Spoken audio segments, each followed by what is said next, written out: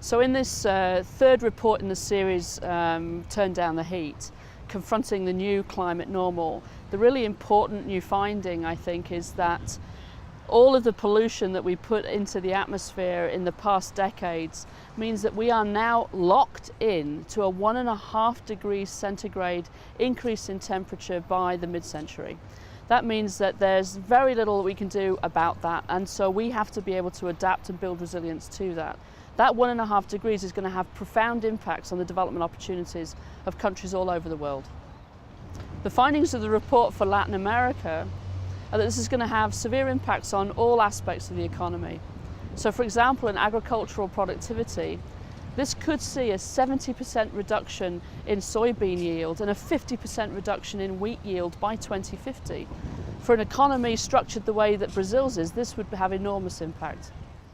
The impact on the glaciers of Central Asia is going to show huge disruption to water flows in both the summer and the winter, with droughts and heat spots and then torrential flows of water. This will have an impact on agricultural productivity, on rural livelihoods, on urban living, and in fact on the security of the whole region. So in the report Confronting a New Climate Normal, we also look at the Middle East. And there the story really is about water again, this time rainfall. And what the report shows is that by 2040, for some parts of the Middle East and North Africa, we'll be looking at a 40% reduction in rainfall patterns. Now what that means is you'll have extreme heat in cities, you'll have an impact on agricultural systems, and so what we eat and how we eat it, who gets to eat, will all be affected. And this will have an exacerbated impact on what is already a water-stressed region of the world.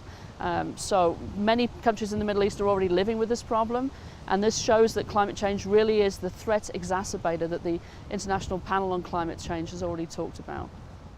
I think there are two really significant findings from this report.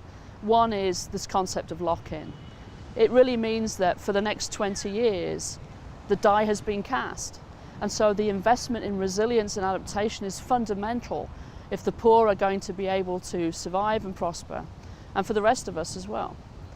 Secondly is the question that we have to aggressively act to mitigate now. Because if we've created lock-in for the next 20 years because of what we did 30 years ago, then what we do now will really shape the future for our children. And we simply cannot afford to hand them a planet that they will not be able to inhabit or survive upon.